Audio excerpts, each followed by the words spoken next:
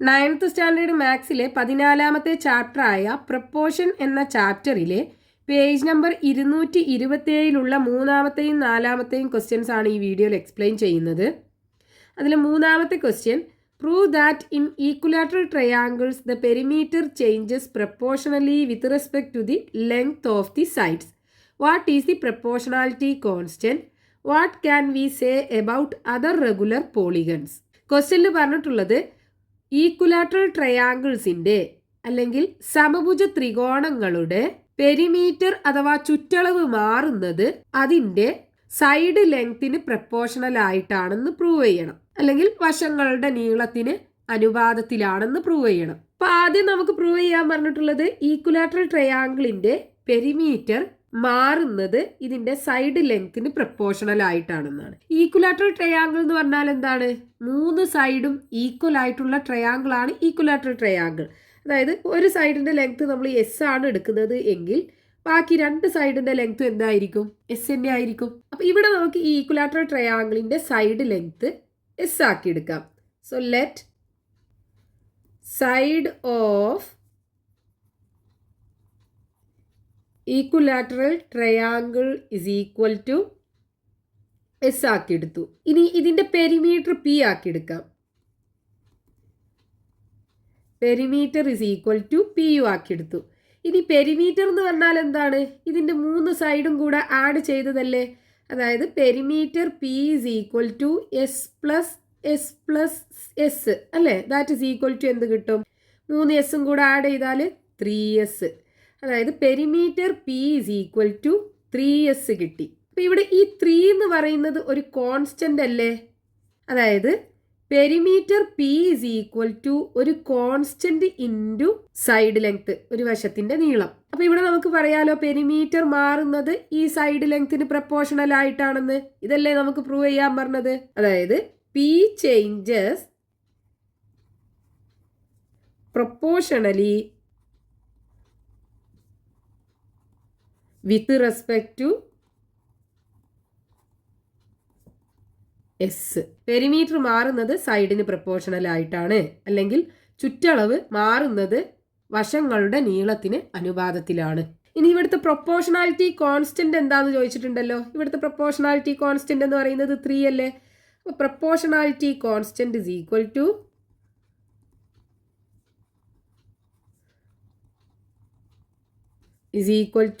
3. ഇനി നമുക്ക് ക്വസ്റ്റ്യനകത്ത് ചോദിച്ചിട്ടുള്ള എന്താണ്? അതായത് ഇവിടെ നമുക്ക് കിട്ടി ഈക്വലാറ്ററൽ ട്രയാങ്കിളിന്റെ കേസിൽ അതിൻ്റെ പെരിമീറ്റർ മാറുന്നത് സൈഡ്സിന് പ്രപ്പോർഷണൽ ആയിട്ടാണ്. ഇനി നമുക്ക് വേണ്ടത് എന്താണ്? മറ്റ് റെഗുലർ പോളിഗൺസിന്റെ കേസിൽ, അതായത് സമബഹുഭുജങ്ങളിൽ എങ്ങനെയാണെന്ന് ചോദിച്ചിട്ടുണ്ട്. അപ്പൊ അവിടെ ഇതേപോലെ പെരിമീറ്റർ സൈഡ് ലെങ്ത്തിന് പ്രപ്പോർഷണൽ ആയിട്ടാണോ എന്ന് നമുക്ക് ചെക്ക് ചെയ്യണം. അപ്പൊ റെഗുലർ പോളിഗൺ അല്ലെങ്കിൽ സമബഹുഭുജങ്ങൾ എന്ന് പറഞ്ഞാൽ എന്താണ്? എല്ലാ സൈഡും ഈക്വൽ ആയിട്ടുള്ള പോളിഗൺ ആണ്. അതായത് എല്ലാ വശങ്ങളുടെ നീളവും തുല്യമായിട്ടുള്ള ബഹുഭുജങ്ങളാണ്. അപ്പൊ ഇവിടെ ഈക്വലാറ്ററൽ ട്രയാങ്കിൾ കഴിഞ്ഞിട്ട് പിന്നെ 4 സൈഡ് ഉള്ളതല്ലേ? അതെന്താ? സ്ക്വയർ അല്ലേ? അപ്പോൾ സ്ക്വയർ ആണെന്നുണ്ടെങ്കിൽ അതിൻ്റെ 4 സൈഡും ഈക്വൽ ആയിരിക്കും. ഒരു സൈഡ് നമ്മൾ എസ് ആക്കി എടുക്കുകയാണെന്നുണ്ടെങ്കിൽ അതിൻ്റെ പെരിമീറ്റർ എന്ന് പറയുന്നത് എന്തായിരിക്കും? ഈ 4 സൈഡും കൂടെ ആഡ് ചെയ്തതല്ലേ? അതായത് perimeter is equal to 4s ആണ് നമുക്ക് കിട്ടുക. ഇനി 4 കഴിഞ്ഞിട്ട് അടുത്തത് ഏതാ? 5 സൈഡുള്ള പോളിഗൺ അല്ലേ? അതായത് പെൻറ്റഗൺ. അപ്പോൾ 5 സൈഡും ഈക്വൽ ആണെന്നുണ്ടെങ്കിൽ എല്ലാ സൈഡിന്റെ ലെങ്ത്തും സെയിം ആയിരിക്കും. എസ് ആക്കി എടുക്കുകയാണെന്നുണ്ടെങ്കിൽ നമുക്ക് പെരിമീറ്റർ ഈസ് ഈക്വൽ ടു എന്ത് കിട്ടും? ഈ 5s കൂടെ ആഡ് ചെയ്തത് അല്ലേ? അതായത് 5s കിട്ടും. അങ്ങനെ ഇനി നമ്മൾ n സൈഡാണ് പോളിഗൺ എടുത്തത് എങ്കിൽ പി ഈസ് ഈക്വൽ ടു എന്ത് കിട്ടും? ഈ n ഇൻറ്റു എസ് അല്ലേ കിട്ടുക. അപ്പൊ ഇവിടെ നമുക്ക് പ്രപ്പോർഷണൽ ആണെന്ന് പ്രൂവ് ചെയ്യാലോ. അതായത് perimeter is equal to n into s. n എന്ന് പറയുന്നത് ഒരു കോൺസ്റ്റന്റ് ആണ്. അപ്പൊ ഇവിടെ നമുക്ക് പ്രപ്പോർഷണൽ ആണെന്ന് കിട്ടിയില്ലേ? നമുക്ക് എങ്ങനെ എഴുതാം? Let side of regular polygon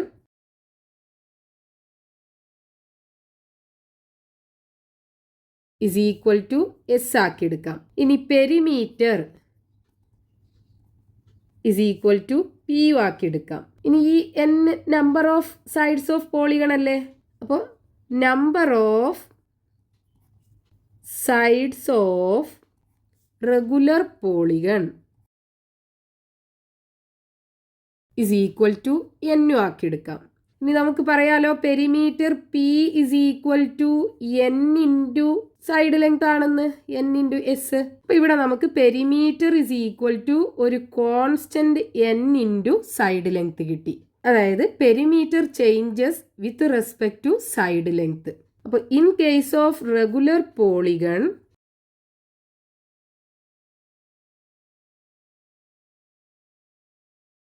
perimeter P changes proportionally with respect to side S. ഇനി ഇവിടുത്തെ പ്രപ്പോർഷണാലിറ്റി കോൺസ്റ്റന്റ് എന്താണ്? എൻ അല്ലേ, അതായത് നമ്പർ ഓഫ് സൈഡ്സ്. ഇനി ഇവിടുത്തെ പ്രപ്പോർഷണാലിറ്റി കോൺസ്റ്റന്റ്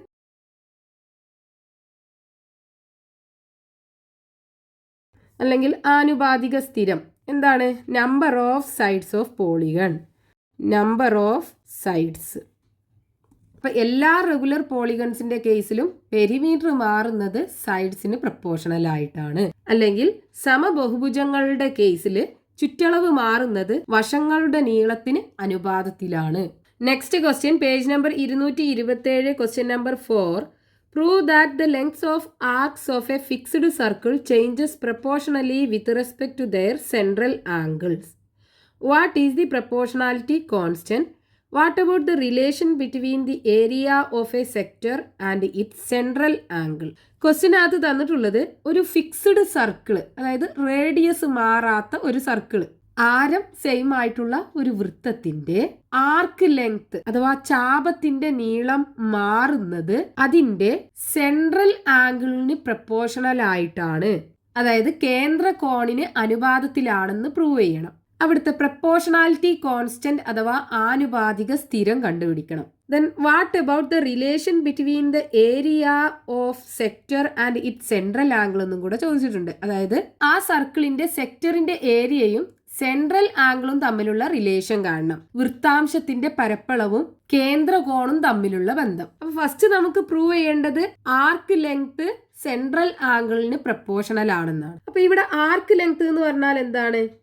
ഒരു സർക്കിളിന്റെ ഈ പീസിനെയാണ് നമ്മൾ ആർക്ക് എന്ന് പറയാ, ഒരു കഷ്ണത്തെ. അപ്പൊ ഇവിടെ ഇതൊരു ആർക്കാണ്, ഇതിന്റെ ലെങ്ത് ആണ് ഇതിന്റെ സെൻട്രൽ ആംഗിൾ എന്ന് പറയുന്നത്. നമ്മൾ ഇത് റേഡിയസ് ഈ സെൻട്രൽക്ക് ജോയിൻ ചെയ്ത് കഴിഞ്ഞാൽ ഇവിടെ നമുക്കൊരു ആംഗിൾ കിട്ടുമല്ലോ.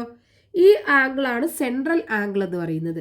അപ്പൊ ഈ ആർക്ക് ലെങ്ത് ഈ സെൻട്രൽ ആംഗിളിന് പ്രപ്പോർഷണൽ ആണ്, അതായത് ഈ ചാപത്തിന്റെ നീളം ഈ കേന്ദ്ര കോണിന് അനുപാതത്തിലാണെന്ന് പ്രൂവ് ചെയ്യണം. അപ്പോൾ നമ്മൾ പാർട്സ് ഓഫ് സർക്കിൾ എന്ന ചാപ്റ്ററിൽ പഠിച്ചിട്ടുണ്ടല്ലോ, ലെങ്ത് ഓഫ് ആർക്ക് കാണാനുള്ള ഒരു ഫോർമുല എന്തായിരുന്നു? ലെങ്ത് ഓഫ് ആർക്ക്, ചാപത്തിന്റെ നീളം ഇസ് ഈക്വൽ ടു എന്താണ്? സെൻട്രൽ ആംഗിൾ അഥവാ കേന്ദ്ര കോൺ ഡിവൈഡഡ് ബൈ 360 ഇൻറ്റു 2πr. ഇവിടെ ആർ എന്ന് പറയുന്നത് സർക്കിളിന്റെ റേഡിയസ്. അപ്പൊ ഇവിടെ ഈ ആർ എന്ന് പറയുന്നത് ഒരു കോൺസ്റ്റന്റ് ആണ്. കാരണം നമുക്ക് തന്നിട്ടുണ്ട് ക്വസ്റ്റ്യനകത്ത് ഫിക്സ്ഡ് സർക്കിൾ ആണെന്ന്, അതായത് മാറാത്തൊരു സർക്കിൾ ആണ്. അപ്പൊ ആർ ഇസ് ഈക്വൽ ടു ഇവിടെ എന്താണ്? ഒരു കോൺസ്റ്റന്റ് ആണ്. കാരണം എന്താ? തന്നിട്ടുണ്ട് നമുക്ക് ഇറ്റ്സ് എ ഫിക്സ്ഡ് സർക്കിൾ എന്ന് പറഞ്ഞിട്ടുണ്ട് അല്ലേ, ഫിക്സ്ഡ് സർക്കിൾ ആണ്. അപ്പൊ നമുക്ക് ഇതിനെ എങ്ങനെ എഴുതാം? Length of arc is equal to ഈ 2πr. അപ്പോൾ കോൺസ്റ്റന്റ് ആവുമല്ലോ. 2π എന്ന് പറയുന്നത് ഒരു കോൺസ്റ്റന്റ് ആണ്. ഈ ആർ എന്ന് പറയുന്നത് ഈ സർക്കിളിന്റെ കേസിൽ മാറാത്ത വാല്യൂ ആണ്. അപ്പോൾ 2πrഉം കോൺസ്റ്റന്റ് ആണ്, 360യും കോൺസ്റ്റന്റ് ആണ്. ഇത് മാറൂല. അപ്പോൾ നമുക്ക് അതിനെ ഒരുമിച്ച് എഴുതാം. അപ്പോൾ 2πr ഡിവൈഡഡ് ബൈ 360 എന്ന് എഴുതാം. ഇനി എന്തുണ്ട്? Central angle. അപ്പോൾ length of arc is equal to 2πr by 360 into central angle. നമുക്ക് ക്വസ്റ്റ്യനകത്ത് പ്രൂവ് ചെയ്യാനുള്ളത് എന്താണ്?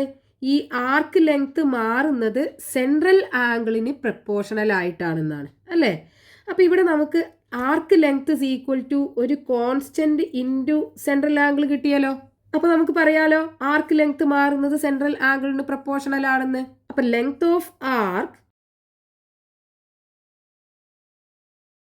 Of arcs changes proportionally with respect to central angle. അതായത് ചാപത്തിന്റെ നീളം മാറുന്നത് കേന്ദ്ര കോണിന് അനുപാതത്തിലാണ്. ഇനി ഇവിടുത്തെ പ്രപ്പോർഷണാലിറ്റി കോൺസ്റ്റന്റ് അഥവാ ആനുപാതിക സ്ഥിരം കണ്ടുപിടിക്കാൻ പറഞ്ഞിട്ടുണ്ടല്ലോ. ഇവിടെ കോൺസ്റ്റന്റ് എന്ന് പറയുന്നത് ഇതല്ലേ. അതായത് proportionality constant is equal to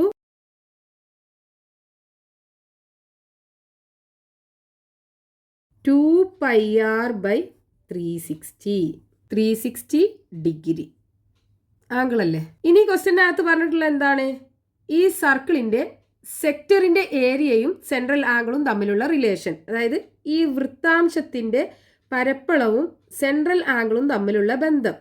അപ്പോൾ സെക്ടർ എന്ന് പറയുമ്പോൾ ഇതാണല്ലോ, ഇതിന്റെ ഏരിയ, ഈ ഏരിയയും ഈ സെൻട്രൽ ആംഗിളും തമ്മിലുള്ള റിലേഷൻ. അപ്പോൾ ഏരിയ ഓഫ് സെക്ടർ കാണാനുള്ള ഫോർമുല നമ്മൾ പാർട്സ് ഓഫ് സർക്കിൾ എന്ന ചാപ്റ്ററിൽ പഠിച്ചിട്ടുണ്ട്. എന്താണ്? Area of sector is equal to central angle by 360 degree into πr². ഇവിടെ 6 കോൺസ്റ്റന്റ് അല്ലേ, 6 മാറൂലല്ലോ, ഒരേ സർക്കിളിന്റെ റേഡിയസ് ആണ്. r ഇസ് ഈക്വൽ ടു എന്താണ്? r ഒരു കോൺസ്റ്റന്റ് ആണ്, കാരണം അതൊരു ഫിക്സ്ഡ് സർക്കിൾ ആണെന്ന് തന്നിട്ടുണ്ട്. അപ്പോൾ നമുക്ക് ഈ കോൺസ്റ്റന്റിനെല്ലാം കൂടെ ഒരുമിച്ച് എഴുതാം. അപ്പോൾ area of sector is equal to pi constant ആണ്, അപ്പോൾ πr² ഡിവൈഡഡ് ബൈ 360 ഡിഗ്രി മാറൂലല്ലോ, അപ്പോൾ അതും കോൺസ്റ്റന്റ് ആണ്, ഇൻറ്റു സെൻട്രൽ ആംഗിൾ എന്ന് എഴുതാം. അപ്പോൾ ഇവിടെ നമുക്ക് ഏരിയ ഇസ് ഈക്വൽ ടു, ഇത് മാറാത്ത വാല്യൂ ആണ്, കോൺസ്റ്റന്റ് ആണ്, πr² by 360 into central angle എന്ന് കിട്ടി. അതായത് ഏരിയ ഓഫ് സെക്ടർ എന്ന് പറയുന്നത് സെൻട്രൽ ആംഗിളിനെ ഒരു കോൺസ്റ്റന്റ് കൊണ്ട് മൾട്ടിപ്ലൈ ചെയ്തതാണ്. അപ്പോൾ ഏരിയ ഓഫ് സെക്ടർ സെൻട്രൽ ആംഗിളിന് പ്രപ്പോർഷണൽ ആണെന്ന് പറയാം. അതായത് വൃത്താംശത്തിന്റെ പരപ്പളവ് കേന്ദ്ര കോണിന് അനുപാതത്തിലാണ്. Area of sector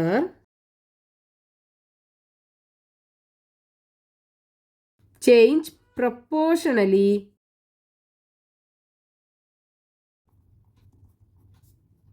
with respect to central angle. വൃത്താംശങ്ങളുടെ പരപ്പളവ് മാറുന്നത് കേന്ദ്ര കോണിന് അനുപാതത്തിലാണ്. ഇനി ഇവിടുത്തെ പ്രപ്പോർഷണാലിറ്റി കോൺസ്റ്റന്റ് എന്താണ്? Proportionality constant